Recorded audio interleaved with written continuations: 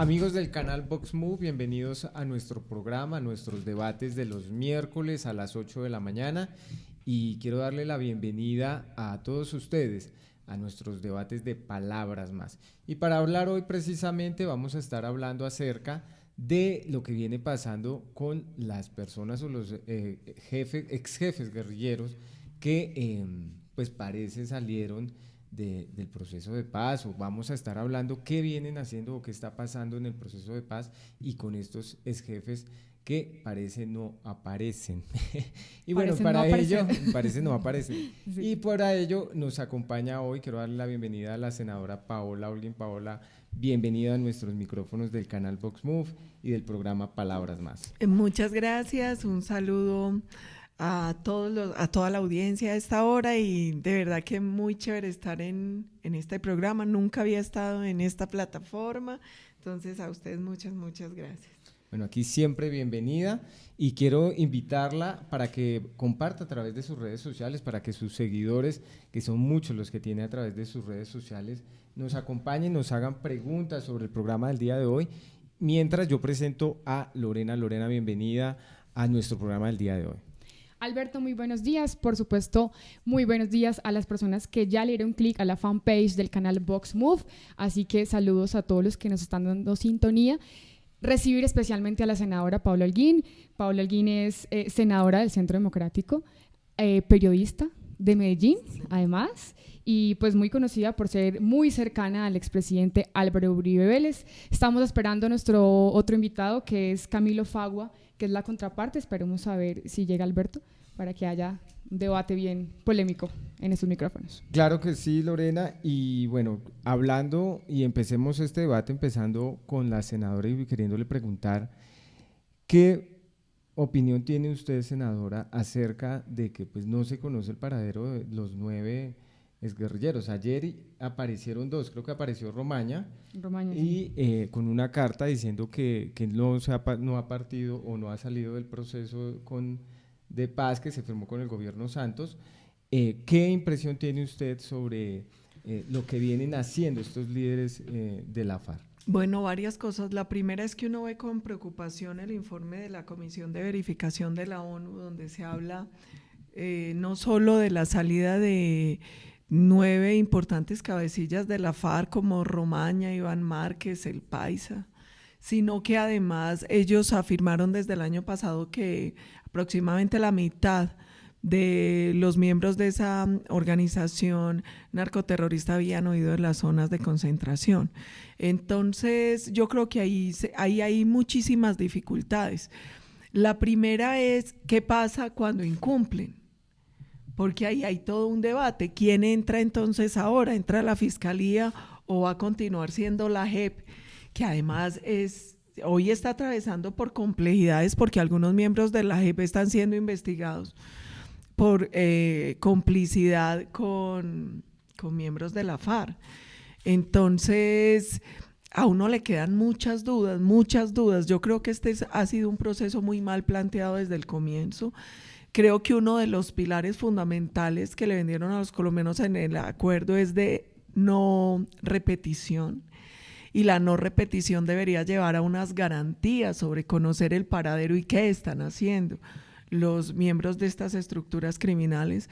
Yo creo que quien reincide debe perder todos los derechos, absolutamente todos los derechos, y esto no es un juego. Mire, aquí lo terrible en el proceso es que se ha jugado con todo. Se jugó con el tema de los bienes. Ellos tenían que entregar todos los bienes ilícitamente adquiridos para la reparación de las víctimas. La Fiscalía lo ha dicho Supernotariado y Registro. Hay un inventario de bienes de la FARC que ellos nunca entregaron. Pasó lo mismo cuando se hizo la supuesta renegociación después de que ganara el no el plebiscito. Ellos se comprometieron a entregar información sobre más de 700 personas, que había un listado y que estaba en poder de la FARC. No se sabía si eran secuestrados, desaparecidos. Nunca entregaron la información de ninguno. Y ahora uno ve que siguen jugando con los colombianos, jugando con las víctimas y jugando con el proceso. Porque esto no se trata de que ellos puedan entrar y salir, esto no se trata de que ellos puedan hacer, y perdónenme la expresión, un poco lo que les dé la gana. Aquí hay unos compromisos que los colombianos exigen que se honren, y yo creo que ante el incumplimiento lo que debería proceder es investigaciones y que pierdan todos los derechos. Yo tengo una pregunta, y es ¿por qué el Estado, o en este caso el gobierno de Iván Duque, pierden el rastro de estos líderes? Porque bien, bueno, entregan sus esquemas de seguridad, pero ¿no es un poco también responsabilidad, senadora, del Estado y del gobierno saber pero dónde están? aquí hay varias cosas. Nosotros estamos respondiendo por todo y nosotros llevamos un mes en el gobierno. Es que no se les olvide que la Comisión de Verificación de la ONU dijo que la mitad ya se habían ido desde el año pasado. El año pasado nosotros no éramos gobierno. Entonces aquí hay varias dificultades. Una, el diseño mismo del acuerdo, porque hay unas zonas donde no puede ingresar tan fácil, que eso a mí me parece nefasto, la fuerza pública, sino que hay unos anillos y quien se debe encargar de la verificación es la ONU. Es que es para eso, se supone que la ONU tiene el encargo de hacer el monitoreo, el encargo de verificar en estas zonas y el cumplimiento, y ahí yo tengo una preocupación muy grande. Yo creo que esta gente tiene que aparecer, y si no aparece, lo que corresponde es reactivar las órdenes de captura, porque ellos lo que no pueden hacer es estar entrando y saliendo y jugando con el proceso. Lorena. Bueno, senadora, pero además para la audiencia, y por lo menos hacerles un contexto del informe que habla la ONU, que digamos no es de hace mucho tiempo, es de hace 5 días, pues la ONU confirma que desconoce el paradero de cerca de 6 ex jefes de las FARC, entre ellos, como ustedes comentaban, alias El Paisa, Nelson Enrique Díaz, Elmer Mata, José Manuel Sierra y Romaña. Digamos, Alberto ya mencionó que Romaña ayer apareció porque le envió una carta a la Fiscalía y confirmó su compromiso con la implementación del acuerdo de paz. Hay que aclarar una cosa, el acuerdo de paz le permite a los que eran miembros de las FARC libertad de movimiento, es decir, ellos pueden rotar por todo el país y tienen que reportar de algún modo si salen o no del territorio nacional.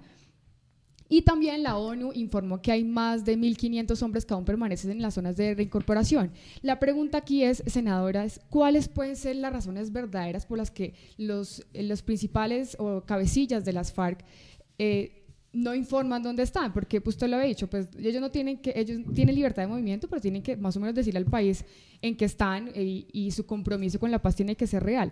Pero entonces la pregunta es, ¿ellos temen algo del proceso de paz? O sea, ¿es una desconfianza, falta de garantías del proceso por parte del Estado?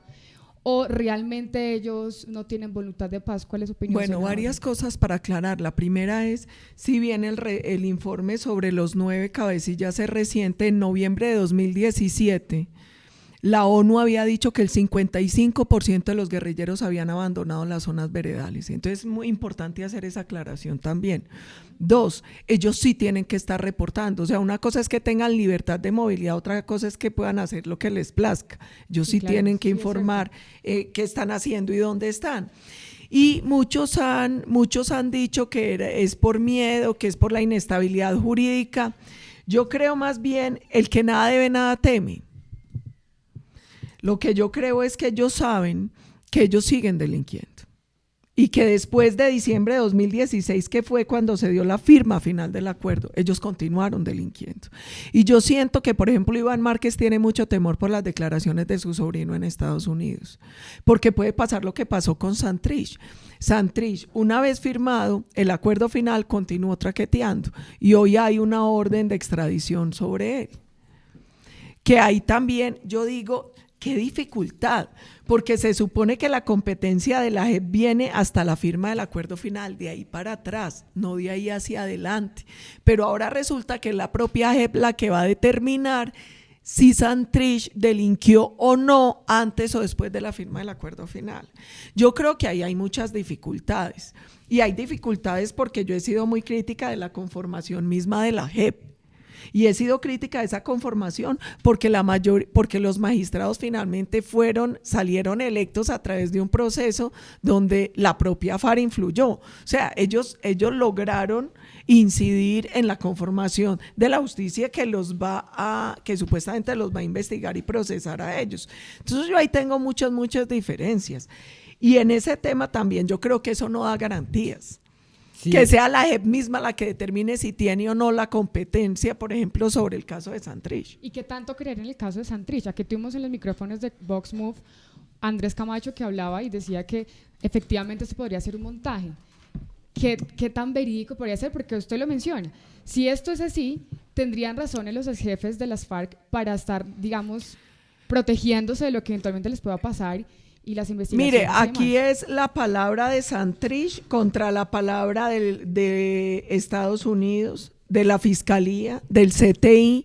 Yo no creo que haya procedido una orden de captura sin suficiente material probatorio. Y yo recuerdo en la rueda de prensa al fiscal diciendo que tenía suficientes pruebas para determinar que Santrich sí estaba delinquiendo y que el delito se había cometido entre 2017 y principios de 2018. Entonces, aquí también viene un juego un poco de a quién le vamos a creer. Bueno, quiero darle la bienvenida al programa a Camilo. Camilo Fagua, bienvenido a los micrófonos del canal Vox Move y del Palabras Más. Muchas gracias, Alberto. Un saludo muy especial, senadora. Muy buenos días. Muy buenos días. Buenos Muchas días, gracias Camilo, por la invitación. La verdad estamos muy contentos de estar el día de hoy acá. Bueno, para contextualizarlo rápido, venimos hablando… Pero antes un perfil de Camilo, bueno, para perfecto, que los Lorena. televidentes se enteren. Camilo es abogado defensor de derechos humanos, tiene un magíster en análisis políticos, trabaja para la Comisión de Seguimiento, Impulso, Verificación e Implementación de los Acuerdos de Paz por parte de las FARC, si no me equivoco, ese es su perfil.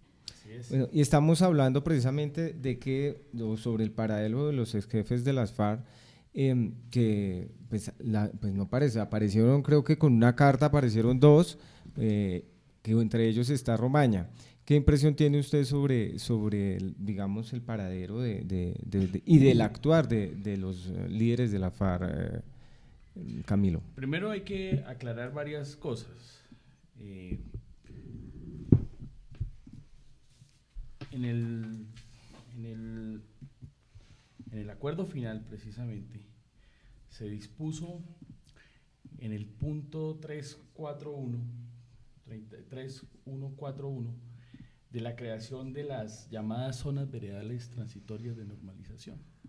Espacios que se crearon en primer lugar para el proceso de dejación de armas, el cese bilateral a las hostilidades, y se dispuso la creación de esas zonas que posteriormente se llamaron zonas, espacios territoriales de reincorporación, que fueron reglamentados por una serie de normatividades, en las cuales se dispuso que estos espacios, en principio 32, iban a ser destinados para la reincorporación de aquellas personas que habían firmado un acuerdo de paz y que habían puesto su compromiso en el proceso de la reincorporación. Espacios para la capacitación, espacios para el ejercicio de proyectos productivos que se están realizando en estas áreas. Resulta ser entonces que estos espacios no son en ningún momento espacios para la restricción de libertades, en este caso, y que todos aquellos que firmaron voluntariamente las actas de acreditación que corroboró la Oficina del Alto Comisionado y que se sometieron de manera voluntaria a la Jurisdicción Especial para la Paz por medio de unas actas de compromiso, pues podían transitar por todo el territorio nacional. Es más, antes de la firma del acuerdo de paz ya se había destinado una serie de personas para que por todo el territorio nacional hicieran pedagogía de lo que iba a ser o lo que se finiquitó en el acuerdo final para la terminación del conflicto. Entonces aquí hay que también desprendernos un poco de ese tipo de comentarios que no le hacen bien, en primer lugar, al proceso de paz. No le hacen bien a generar la zozobra que se está generando precisamente en los medios de comunicación respecto del paradero de unas personas que pueden transitar libremente por todo el territorio nacional y que en las cartas que hoy públicamente se conocen, lo que hicieron fue reafirmar su compromiso. Bueno, y entonces, ¿por qué Iván Márquez no se posicionó como senador? Eso es algo que nosotros, y lo ha definido la dirección del del partido es algo también de la voluntad. No solamente Iván, allí también hubo unas situaciones por cuestiones médicas. Si Iván, dentro de su fuero interno, además nos ha dicho y ha dicho propiamente que no siente las garantías para el ejercicio de lo que está contemplado en el acuerdo final para el ejercicio de la política en términos de la legalidad, pues está en todo su derecho a decir, me abstengo. Es que las curules no se la dieron al señor Iván Márquez, las curules las dieron al partido o movimiento que surgiera posterior de la firma del acuerdo de paz, ¿sí? Que fue hoy lo que legalmente se conoce como Fuerza Alternativa Revolucionaria del Congo. Y allí están dispuestos, todos se inscribieron en el listado con respecto a la legislación actual en materia electoral y están allí. Camilo, tengo una pregunta y se la hacía a la senadora. ¿No cree usted que hace falta también un compromiso verdadero de las FARC, digamos, no en que tengan que reportarse diciendo aquí estoy, voy para allá, digamos, sobre todo con los ex jefes, sino un compromiso real de paz con el pueblo colombiano, que realmente después del plebiscito y todo lo que vivimos, pues esperamos, y me incluyo en ese grupo, acciones reales de las FARC, no dejan como un manto de duda? Las acciones reales han ocurrido.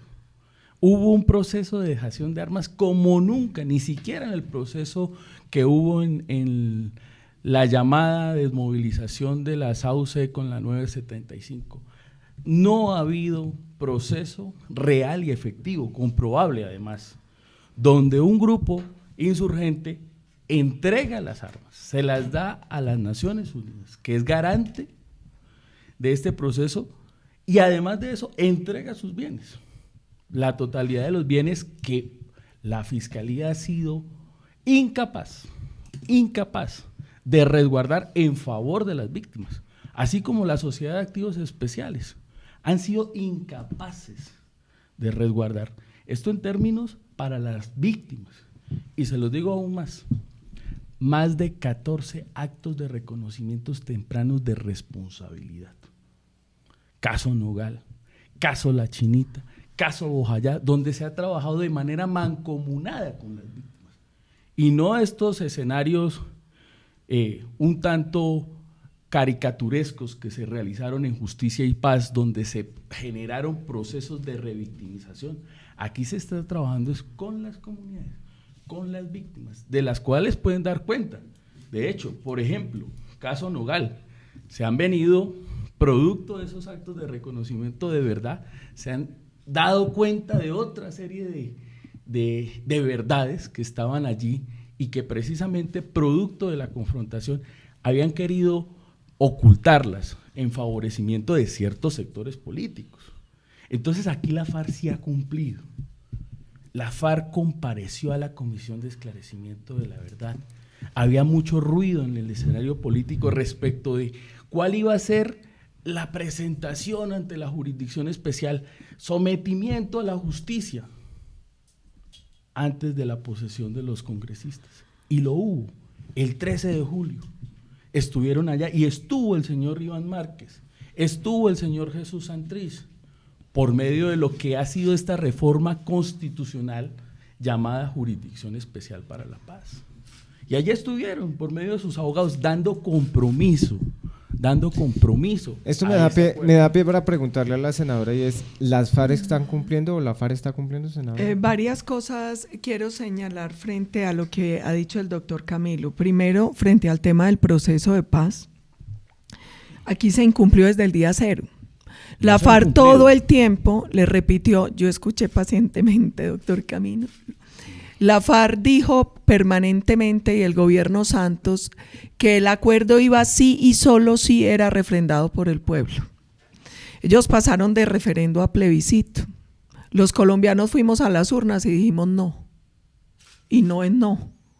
Pero ellos se burlaron del resultado del plebiscito y a través de las mayorías santistas en el Congreso, con una proposición, que además es un elemento que no tiene ningún valor jurídico, aprobaron ese acuerdo. 2, dice, es que es un gran proceso donde se entregaron todas las armas. Primero, la FARC de manera astuta no desmovilizó a toda su gente. Hay muchos frentes decidieron quedarse por fuera, que son los que están sobre todo en las zonas de narcotráfico y minería ilegal. Entonces, no todos los hombres se desmovilizaron, no todas las armas se entregaron más de 8.000 armas entre pistolas y fusiles. Y mire, cuando yo era gobierno, la información era que cada miembro de la FARC tenía 3 armas en su poder, arma corta, arma larga, y tenía explosivos. Sin embargo, cuando le dicen a uno que se desmovilizaron más de 12.000 y entregaron como aproximadamente 8 o 9.000 armas, entonces no todos entregaron las armas. La otra cosa, que entregaron todos los bienes, eso no es cierto, y lo ha dicho de manera reiterada la Fiscalía, y lo ha dicho Supernotariado y Registro, que le viene haciendo un barrido a los bienes de la FARC, y no todos los bienes fueron entregados.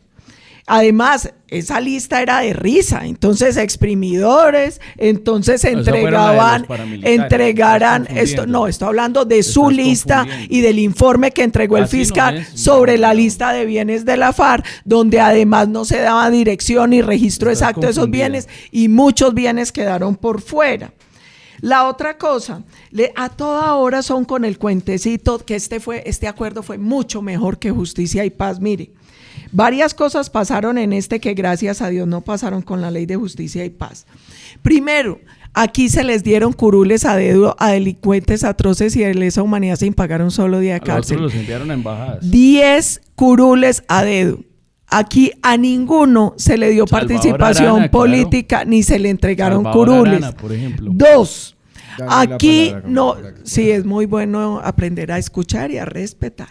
2, en el proceso nuestro tenían que pagar 8 años de cárcel los que cometieron delitos atroces y de lesa humanidad. Yo me acuerdo cómo gritaban todos, paracos, 8 años es muy poquito. Les digo la verdad, es muy poquito.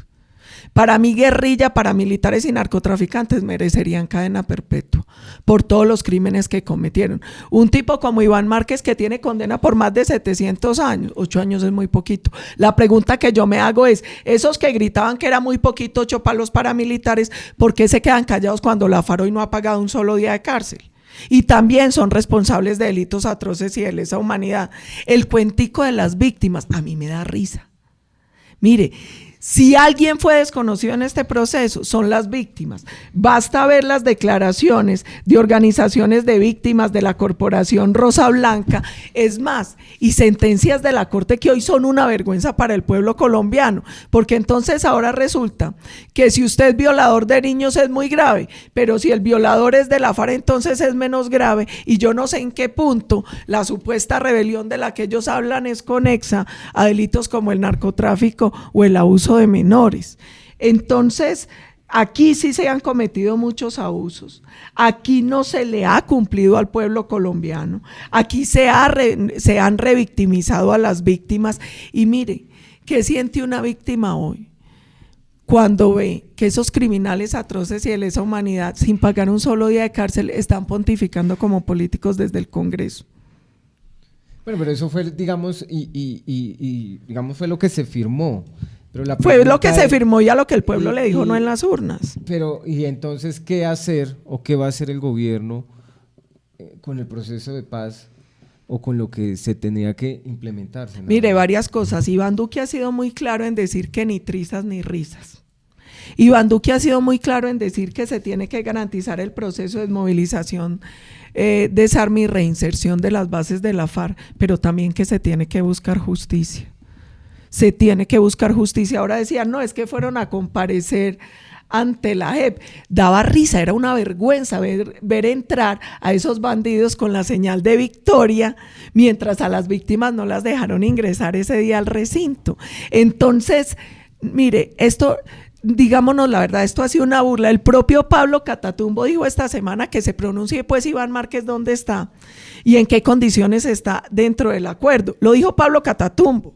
Y es que, sí, claro, lamentablemente en este acuerdo ellos se pueden mover por donde quieran, pero no pueden hacer lo que quieran. Y aquí hay una comisión que ustedes mismos conformaron, que es la Comisión de Verificación de la ONU. Y la ONU sacó un comunicado donde está diciendo, bueno, ¿Dónde están? Bueno, digan, por favor, ustedes tienen un compromiso que está en el capítulo 3.3 del acuerdo, donde ustedes, de ese acuerdo final, donde ustedes tienen que contribuir activamente para garantizar el proceso de reincorporación. Entonces, ustedes no pueden salir, los que eran supuestamente los encargados, muchos de ellos en unas zonas de una gente que se está desmovilizando, salir y que nadie sepa dónde están. Camilo. Camilo. Está que habla La también. senadora además mencionaba que Iván Duque había dicho que este gobierno ni trizas ni risas. ¿Habrá más trizas o habrá más risas, Camilo, con el acuerdo de paz? Esperemos que respeten el derecho que tiene constitucionalmente el pueblo colombiano a la paz, consagrado en su artículo 22. Uno no se puede enorgullecer que una campaña generada para un plebiscito que no era el mecanismo de refrendación, entre otras, Ustedes lo haya definieron. sacado, nosotros se definió en un acuerdo de dos partes, que no quiere decir que haya sido la propuesta de las FARC. Pero ustedes lo definieron, Se es que eso definió y no lo se definimos respetó. nosotros. Se Lo definió y definieron, respetó. bajaron el Pero umbral, tú perdieron pides- y se no, pues, burlaron. si puedes. Perdón, tiene razón, doctor Camilo, adelante, perdón. Es que este debate es muy Es que polémico. claro, Sí, es polémico, además cuando pues, yo hablo de lo que hay, yo no hablo con el sentimiento. En ese sentido, uno no puede enorgullecerse de una campaña que se generó en contra del plebiscito, en contra de la paz, producto de las mentiras. Y mucho menos uno se puede enorgullecer de no haber estado presente en su labor parlamentaria por la cual le paga el pueblo colombiano en lo que tiene que ver referido con los actos legislativos y reformas legales para el proceso de paz. Uno no se puede enorgullecer de eso, porque es que de nuestros impuestos sale el salario de los congresistas del Centro Democrático, del partido de la U, de Cambio Radical, y por eso mismo, por lo menos por respeto al derecho que tiene el pueblo colombiano a la paz, hubiesen hecho presencia en el debate. Nunca lo hicieron, se iban del debate. Dos, con relación al tema de las víctimas, yo sí quiero precisar, miren, este señor Ervin Hoyos, que ha manipulado este tema de lo que ha denominado Rosa Blanca, el 5 de septiembre pasado, pues se ganó su denuncia por injuria y calumnia. Y lo denunciaron precisamente Sandra Patricia Velasco y Sadi Correa por la utilización malsana de sus nombres, de sus figuras, para hacer uso de esta campaña que pretende, por un lado, revictimizar a las personas que efectivamente, muchas de ellas, en el marco del conflicto, sufrieron violaciones a sus derechos humanos, pero que de manera, vuelvo y repito, malsana, este señor Ervin Hoyos ha utilizado. Tan es así, y no solo es la única investigación que tiene, también tiene investigaciones en la Fiscalía por hostigaciones por razones políticas. Esa instigación que hicieron en el mes de febrero, que generaron, es que lo pudimos corroborar por los mensajes de WhatsApp que enviaba. Y se le pusimos todo el material a la Fiscalía. Personas del Centro Democrático en la ciudad de Pereira, en la ciudad de Armenia, instigando al delito. Nos tocó ponerlo a denunciar. Ya no más. Este país tiene la posibilidad de transitar por un camino distinto al de la guerra. Los fanáticos de la guerra deben estar allá, en el pasado. Los fanáticos de la guerra, de esos que se ufanan tanto y que crean estructuras donde no las hay para mantener su negocio, producto de lo que es la venta de servicios de la guerra, creo que deben quedar en un pasado.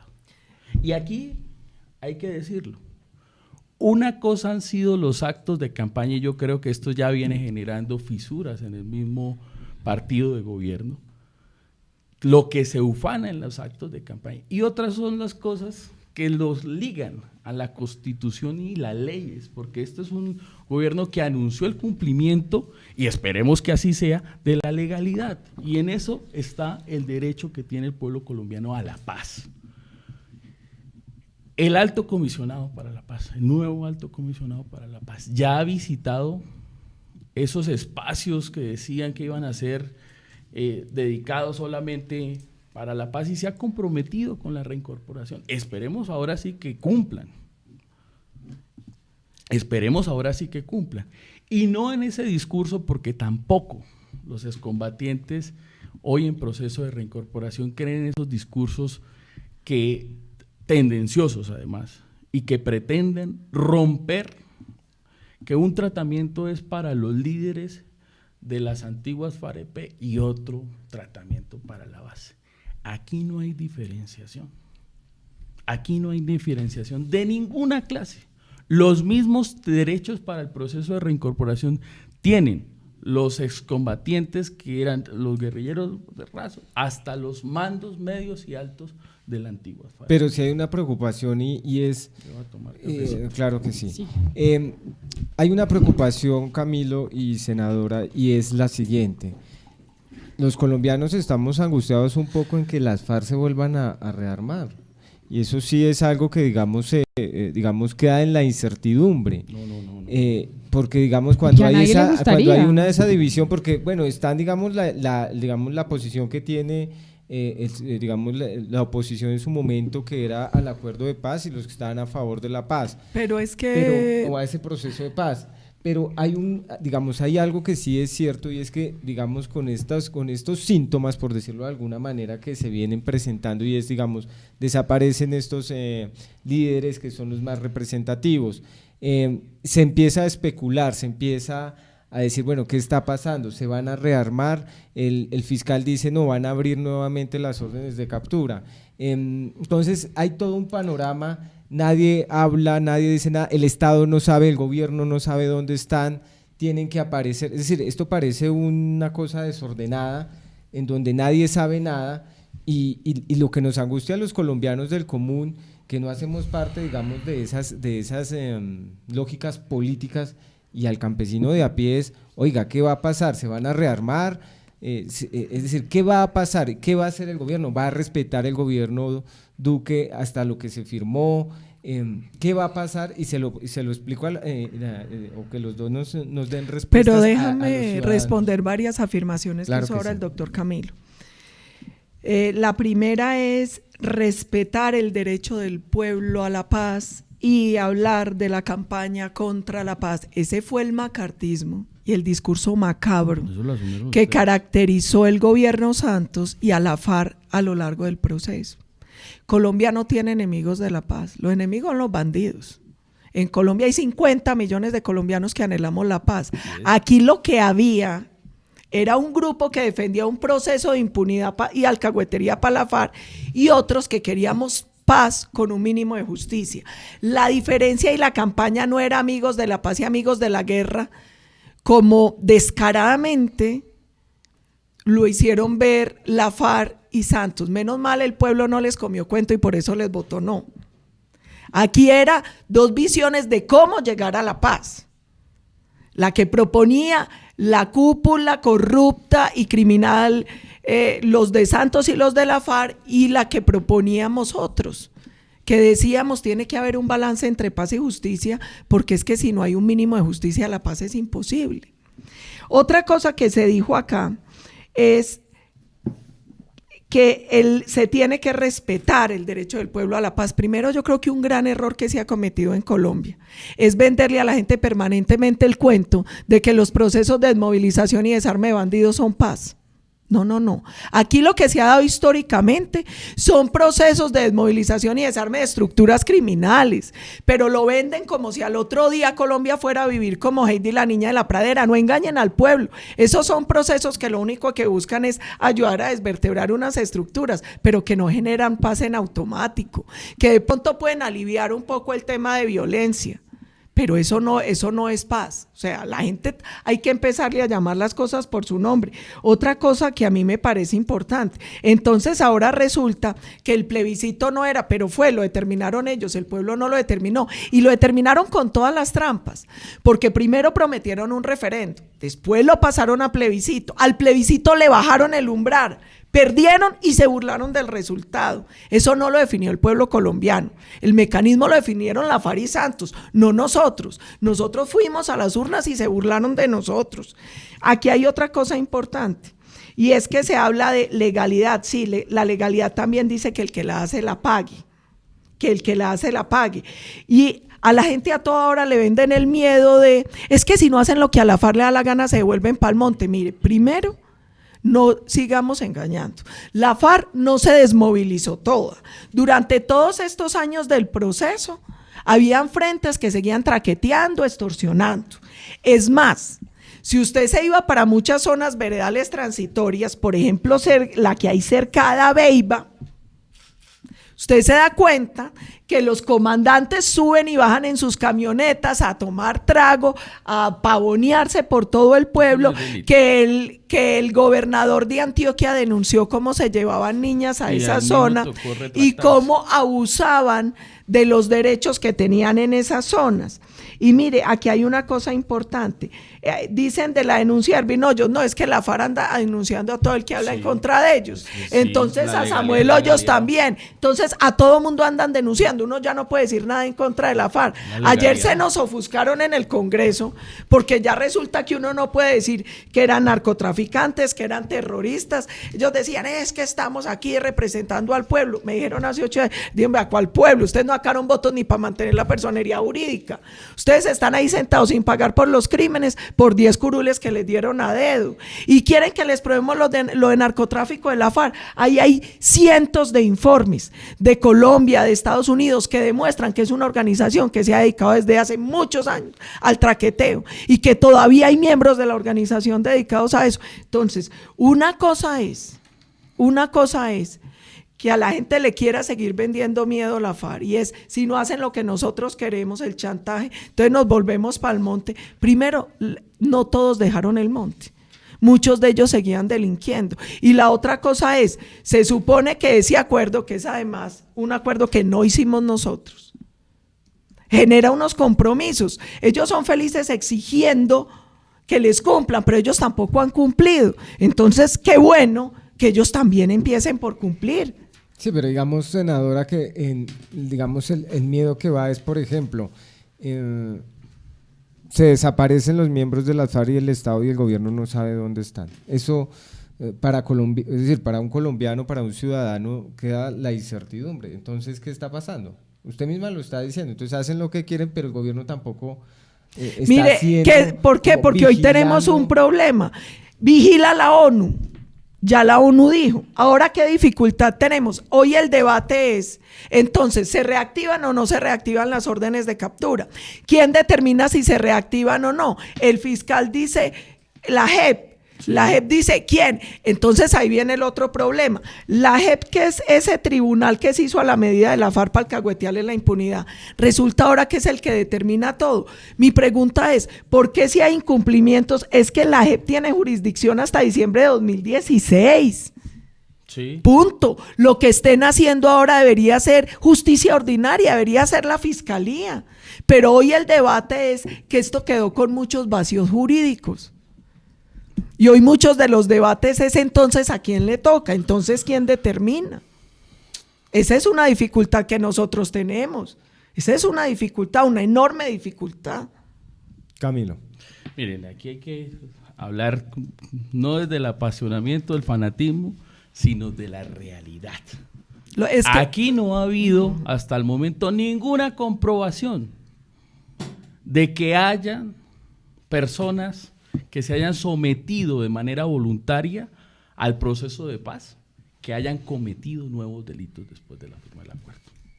Ni siquiera, en este caso que se ha manipulado públicamente, como el caso del montaje de Jesús Santrich, la Fiscalía ha sido incapaz. Es que aquí estamos hablando de una institución que tiene no solamente la financiación, sino que tiene todo el tiempo para cumplir su labor, ha sido incapaz de mostrar cuáles son las famosas pruebas. 2 videos que presentó públicamente, descontextualizados, en los cuales no se comprueba ningún hecho.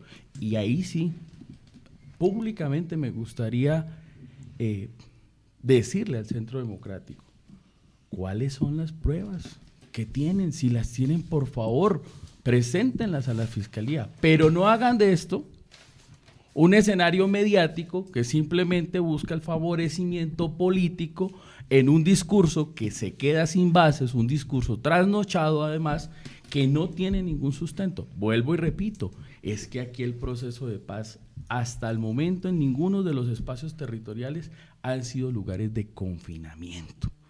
No son lugares de confinamiento. Y estas personas se sometieron a una jurisdicción especial para la paz que va a determinar cuál va a ser la sanción a imponer dependiendo del delito. No nos adelantemos, dejemos que la justicia actúe. Yo veo mucha emotividad respecto de cuál va a ser, de condenar además a los magistrados. Hombre, si es que aquí hubo un comité de escogencia, yo llegué y estaba escuchando que la FARC había incidido en la vinculación de estas, demuéstrenlo, pero no más discurso. Es que el pueblo colombiano no necesita esto de discurso, necesita hechos reales, de compromisos serios. Máxime si vienen de parte de personas que representan una corporación como el Congreso de la República. No más discursos. Si tienen las pruebas, demuéstrenlo. Yo no conozco la primera investigación que exista en Fiscalía contra integrantes hoy del nuevo partido político o personas que se hayan sometido al proceso de paz por la injerencia en la selección de estos cargos. Si las hay, demuéstrenlo. Pero es que ni siquiera las denuncias están. Y les duele que, claro, que nosotros denunciemos, pues es que está un partido en la legalidad, personas que tienen derechos como todas las personas en Colombia. Pues en la legalidad nosotros actuamos, para eso está el Código Penal. Si hay injurias, si hay calumnias, pues se van a actuar. Y uno entonces dice...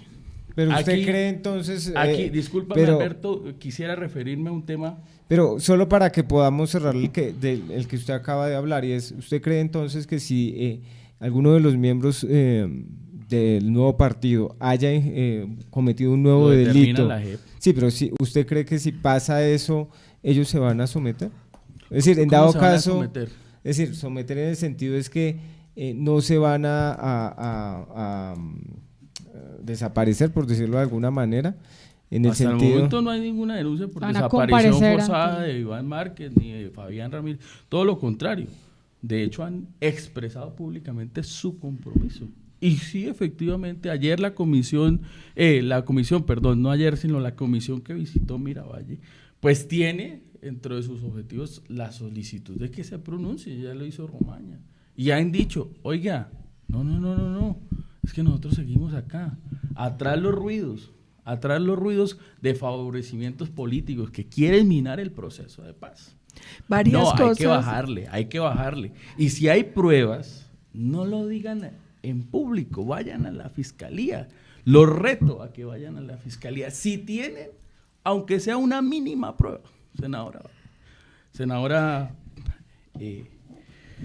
Doctor Camilo, perdón, primero, ustedes siempre son con el cuentico de descalificar al que piensa distinto, entonces siempre uno es un fanático, un emotivo, y ustedes son los de la verdad revelada. Eso no hace bien en una democracia. 2, usted dice, hombre, que lo haga la Fiscalía, que tiene todo el tiempo, pero después dice, no, es que eso le toca a la JEP. Es que justamente ese es el problema hoy. El problema hoy, entonces ahí para eso se creó la JEP. Claro. El debate que nosotros tenemos hoy de fondo es ¿por qué los delitos que cometieron después de diciembre de 2016 es la JEP la que tiene que terminar? Usted sabe que sí y sabe que un ejemplo es el de Santrich. ¿Por qué? Perdón. ¿Por qué es la JEP la que tiene que determinar si tiene o no la competencia cuando la competencia temporalmente está clara? Deberían permitir entonces que los procesos los haga la Fiscalía La fiscalía presente las pruebas, reanude órdenes de captura, pero siempre es con el cuentico de no, es que es la JEP la que tiene que determinar quién tiene la competencia. Ese es el punto de fondo es ese. Y la otra cosa importante, usted dice, es que dicen de los magistrados. No, hoy sí hay magistrados investigados. Por ejemplo, Yuli Milena Hernández Zampayo. Es parte de la JEP y está siendo investigada. Eso no JEP. De defensa, claro, bueno, y está investigada. Luis Ernesto Caicedo Ramírez están siendo investigados. Sí hay miembros dentro del sistema que están siendo investigados. Sí hay miembros que están siendo investigados. Y nosotros mismos hemos dicho, mire, es muy difícil que se tenga garantías frente a magistrados que tienen un claro sesgo ideológico. Wow. Y lo hemos denunciado permanentemente. Entonces, aquí hay una cosa clara. No crean que el problema es que la fiscalía no tenga pruebas ni no pueda operar. Lo que pasa es que hoy la dificultad es que resulta paradójico que sea la propia JEP la que determine si él tiene o no la competencia sobre cada delito. Y el ejemplo claro es lo que está pasando hoy con Santrich. Alberto, y además invitados, hay un tema que sin duda tenemos que tocar acá y es el asesinato de líderes sociales. Eso. Además porque ustedes bien lo han dicho los dos en los micrófonos, la paz es una palabra tan grande, cabe tantas cosas en la paz. ¿Y qué está pasando con los líderes? Porque además sabemos que ya hay, digamos, ciertas líneas y ciertas características de los asesinatos y sabemos que vienen de personas que piensan un poco, digamos, parecido a lo que fue las FARC en un momento. Y en esta implementación de la paz, que además es tan importante darle garantías también a los ciudadanos que piensan distinto, independientemente si están o no muy aliados con las FARC, pero tienen cierta ideología que ha marcado esos asesinatos. ¿Qué va a pasar con ellos?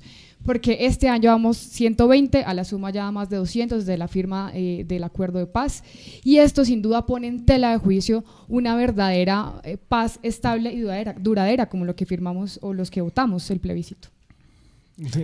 Cualquiera de los dos, el que quiere empezar, si quiere empezamos con la senadora. Varias cosas. La primera es, la mayoría de los asesinatos se cometieron antes de que nosotros llegáramos al gobierno. El presidente Iván Duque ha anunciado una serie de medidas y tienen una mesa trabajando en el tema de protección de líderes sociales, pero otra cosa importante es depurar el tema de líderes sociales. Aparece, por ejemplo, como líder social asesinado un líder de Soacha que lo mandó matar la hija porque abusaba permanentemente de él. En otros casos se están investigando pruebas porque al parecer aquí también hay vinculados un tema de retaliaciones y enfrentamientos por droga y por dinero de la FARC. Entonces yo creo que es muy importante esclarecer todos los hechos, esclarecer todos los homicidios. Mire, un muerto no importa de qué ideología sea, no importa quién sea, en un país tiene que doler, es escalofriante. Nosotros tenemos que defender la vida del que sea. Pero también hay una cosa clara, que no se empiece a abusar, como en otros periodos de la historia se ha hecho, del tema de asesinatos de líderes sociales, cuando en muchos casos uno empieza a encontrar que nada tiene que ver ni con que era líder, ni con su filiación ideológica o partidista, sino, por ejemplo, como en el caso de este señor, que su hija lo manda a matar porque era un abusador. O en otros casos donde se está investigando porque al parecer lo que se presentaron fue homicidios por temas de droga y dinero. Entonces todo eso, nosotros ¿qué estamos pidiendo? Que se esclarezcan todos los hechos y obviamente que se activen los mecanismos y protocolos de protección, porque es que la obligación de todo esta es garantizar la vida de los ciudadanos. Sí, porque además vale aclarar que muchas de las personas que ya fueron asesinadas previamente habían solicitado la protección del Estado y por diferentes razones o se les negó o llegó muy tardía. Y esa también es una denuncia que se ha hecho pues a través de redes sociales y de medios de comunicación, Alberto. Pero Camilo, para que pueda responder. Mire, estoy totalmente de acuerdo con la senadora en afirmar que cualquier muerte en este país nos debe doler al conjunto del pueblo. Bueno, ya un punto de encuentro. Siempre llegamos a un punto aunque sí, sea una mesa. Claro que sí, pero desafortunadamente aquí no solamente en ese pronunciamiento de lo que debe ser el rechazo por cualquier asesinato, cualquier atentado contra la vida o integridad física de un colombiano, nosotros hemos estado esperando pacientes declaraciones oportunas y decididas, inclusive del nuevo gobierno. Van 32 líderes asesinados en lo que va corrido del 7 de agosto a la fecha. Desafortunadamente, desafortunadamente, las acciones emprendidas por el gobierno han sido, ni siquiera han sido oportunas, pero tampoco eficaces respecto de la ola de violencia que se viene surtiendo en varios, por lo menos, en 13 departamentos catalogados por riesgo extremo por la Defensoría ante la inminencia de violaciones a los derechos humanos. ¿Quién está detrás del asesinato de líderes sociales? ¿Qué es lo que esperamos realmente en ese compromiso con la legalidad que tenga el gobierno? Están las economías ligadas, las economías ilegales ligadas al tema del narcotráfico. Están los señores terratenientes que han asesinado reclamantes de tierras, víctimas. Están las organizaciones sucesoras del paramilitarismo que están presentes en los mismos lugares de donde supuestamente en aquel gobierno del expresidente Álvaro Uribe se surtió los procesos de desmovilización. El clan del Golfo, el clan de los Soto, las Águilas Negras, los Rastrojos, y demás. Bueno, aquí tengo un informe precisamente porque a las FARC, a la Fuerza Alternativa Revolucionaria del Común, también van 76 excombatientes en proceso de reincorporación asesinados. Y coinciden exactamente donde han asesinado la mayoría de líderes sociales que desde el año 2016 a esta fecha suman más de 430 personas asesinadas. 340 y algo asesinadas después de la firma del último acuerdo de paz.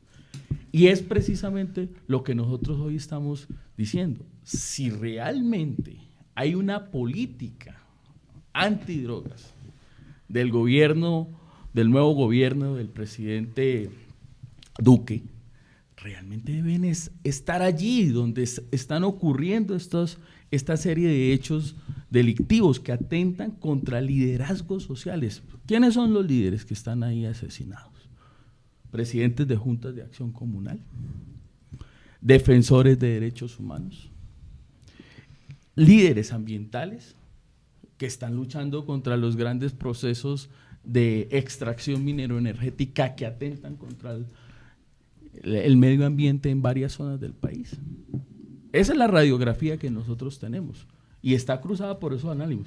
Del gobierno actual demandamos entonces que su compromiso con combatir esa ilegalidad debe estar allí reflejado en las regiones. ¿Cuántas organizaciones sucesoras del paramilitarismo se han desmantelado? ¿Cuántas?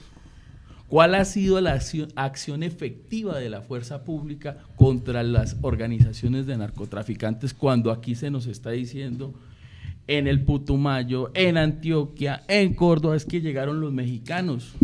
Es que ni siquiera, esto ya es un tema solamente de Colombia, es un tema que ha trascendido las fronteras y que la ineptitud hasta ahora de las políticas frente al narcotráfico han sido efectivas para desmantelar estas organizaciones que en su mayoría son sucesoras del paramilitarismo. Hay una cosa que yo quiero señalar y es que a uno le llama la atención que por la compinchería que tuvieron con el gobierno Santos, poco le reclamaban a él el asesinato de líderes sociales y me dicen que de 2016 a la fecha más de 400. Sí. Cambio, Iván Duque lleva apenas un mes.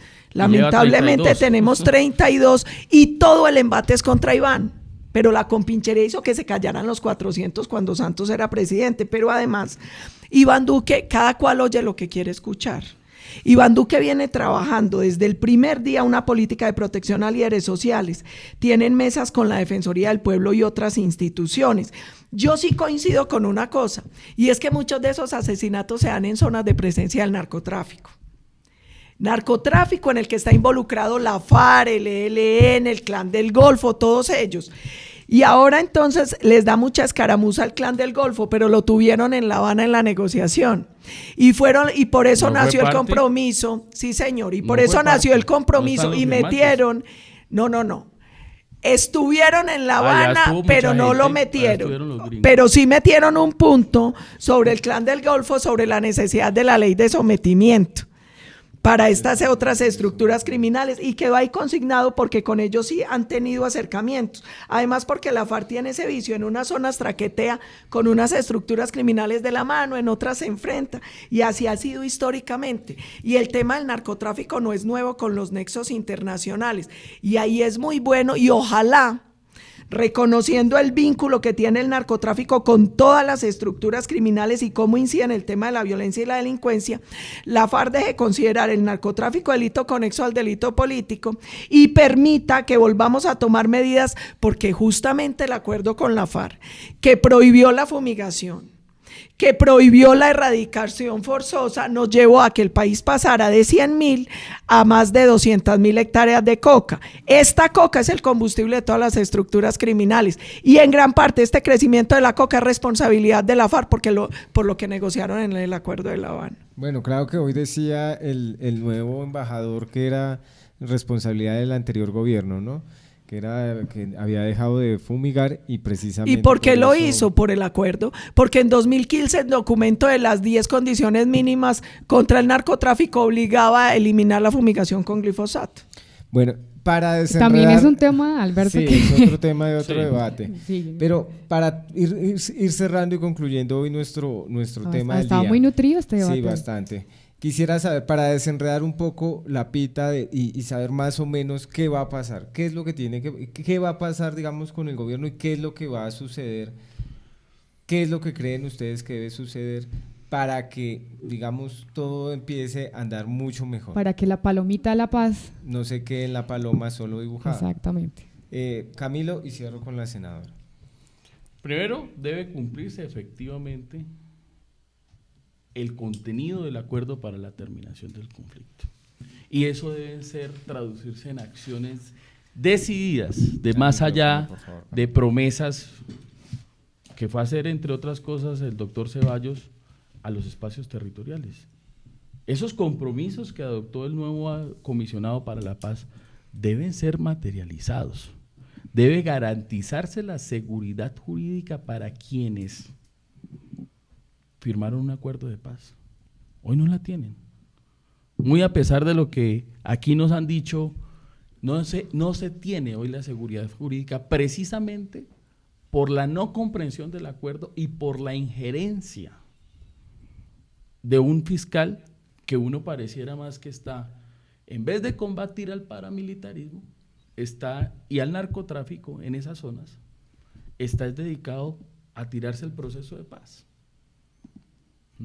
Con lo que ya se ha dicho aquí, es que no lo dice la FARC como partido político legalmente constituido, no lo está diciendo la FARC, lo está diciendo la Corte Suprema, la Corte Constitucional, y una jurisdicción que, gústenos o no nos guste, tiene rango constitucional.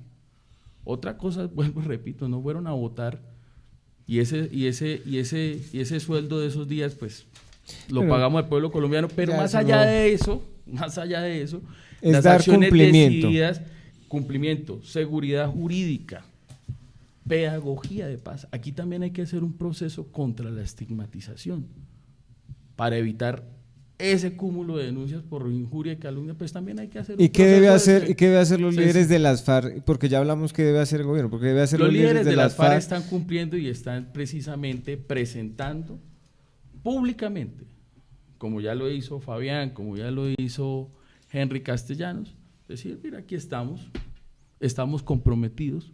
Los ETCRs no son lugares de confinamiento, son lugares para la capacitación y para la reincorporación, y deben seguir cumpliendo el compromiso que firmaron. Eso es lo que debe seguir ocurriendo. Debe garantizársele, sí, el fondo para la reparación de las víctimas. No podemos permitir, y en eso llamo también a los congresistas del Centro Democrático, a blindar esos bienes que se le entregaron a la Sociedad de Activos Especiales, a la Fiscalía, y que han sido incapaces de resguardarlos para las víctimas. ¿Cómo nos gustaría que el Centro Democrático estuviera allí pendiente, haciéndole veeduría al fiscal, a la Sociedad de Activos Especiales, para garantizarle no los televisores de tubos como lo entregaron los paramilitares, no, los bienes muebles e inmuebles que se entregaron para la reparación de las víctimas. Senadora, ¿qué debe hacerse para, digamos... Primero, yo creo que la FARC cumpla y que nos garanticen que va a haber un mínimo de justicia, porque es que ver estos criminales atroces y de lesa humanidad pavoneándose por todo el mundo, hablando como si fueran políticos y dando clases de moral, hace daño, revictimiza a las víctimas, hace que la gente pierda la confianza en una justicia a la que tiene derecho. El tema urgente, el tema de narcotráfico. Si la FARC quiere que podamos combatir eficazmente el narcotráfico, que permita que vuelva la fumigación con glifosato, que permita que venga la erradicación forzosa, pero es que ellos mismos son cómplices y por culpa de ellos es que hoy tenemos más de 200.000 hectáreas. El tema de los bienes de las víctimas, les preocupa mucho resguardar las chichiguas que entregaron. A mí lo que me preocupa es todo lo que no entregaron y ojalá, mire, parte del acuerdo es que es lo que a uno le preocupa. Entonces, ¿qué pasa si no entregan todos los bienes? No pasa nada, porque es que eso es parte de incumplimiento del acuerdo. Es que la FARC viene incumpliendo sistemáticamente muchas cosas, ojalá tengan que cumplir. Y aquí se engañó con una cosa, aquí se engañó, sí las hay y las tiene de supernotariado. Mire, aquí hay un engaño con una cosa también. Dijo en 2 o 3 ocasiones el doctor Camilo, es que el Centro Democrático no dio el debate y se retiró y nos robó la plata. No mienta, nosotros estuvimos en todos los debates, pero no votamos. Y no votamos porque el proceso era ilegítimo e ilegal, porque se burlaron de lo que dijo el pueblo colombiano, que dijo no en las urnas. Pero además, retirarse y no votar es una herramienta parlamentaria, eso no es robar. Robar es cuando no van, o cuando van y se registran, como hacen muchos de los congresistas que ustedes defienden y se van todo el día a debates en medios de comunicación. No, nosotros estuvimos en todo el debate y mientras votaban nos salíamos al salón de apoyo y después volvíamos a entrar, porque nosotros no podemos legitimar una cosa que es ilegítima, que es ilegal y a la que el pueblo le dijo no. Es que ustedes se burlaron de la voluntad popular. Eso me lleva a otra pregunta, senadora, y es el presidente Iván Duque y el gobierno actual sí va a dar cumplimiento entonces al acuerdo de paz que se firmó. El gobierno ha sido muy claro y él tiene el compromiso con el proceso de desmovilización, desarme y reinserción, va a exigir unos mínimos de justicia, va a luchar para que los criminales atroces y de lesa humanidad no puedan hacer política, va a luchar porque el narcotráfico no sea conexo al delito político, que son unas modificaciones de las que se habló a lo largo de toda la campaña y por las que la gente votó. Es que es muy chistoso porque aquí resulta que uno gana y siempre pierde. Nosotros ganamos con el no y nos dijeron no, perdieron porque ganaron por muy poquito, perdieron la consulta porque no lograron el umbral, no, perdieron porque ganaron, porque nosotros casi que ganamos por un poquito. Entonces nos obligan, yo era de los que no fueran a votar, porque eso era inocuo y también era un robo. Es que eso es un robo, ir a votar por una consulta donde 5 de los 7 puntos, miren, 5 de los 7 puntos estaban en la ley y 2 no se podían reformar por consulta. Entonces ahora engañan al pueblo, nos hacen ir a votar y siempre ganan ellos. Quiero agradecerle se nos acabó el tiempo, quiero agradecerle a nuestros invitados el día de hoy haber sacado tiempo de su agenda para compartir con la audiencia del canal Vox Move, del programa Palabras Más. Ya ustedes vieron, hay 2 visiones, hay 2 puntos de vista para que ustedes puedan hablar, opinar. Ya saben, pueden dar me gusta en la página del canal Vox Move y pueden repetir este debate hoy a las 6 de la tarde a través de todas nuestras redes sociales, YouTube, Facebook y Twitter. Entonces ya saben, mañana un nuevo debate a las 8 de la mañana. Vamos a estar hablando sobre la posibilidad de la moción de censura del ministro de Hacienda. Entonces los esperamos. Senadora, muchísimas gracias y siempre acá bienvenida. Camilo, muchas gracias. Alberto, muchas gracias. Senadora, un gusto. Chao, pues. No, Alberto, pues muchas gracias por este debate, muy nutrido. Invitados, por supuesto, a que lo pueden ver todo el tiempo. Ahí está en Vox Move y en Palabras Más. Lo replican, comenten todo lo que quieran y además, ¿cuándo es que vamos a anunciar los ganadores de las boletas de Pirri? Mañana estaremos. Mañana pendientes a ver quiénes se ganaron las entradas. Bueno, a todos, y mil gracias. Chao, chao.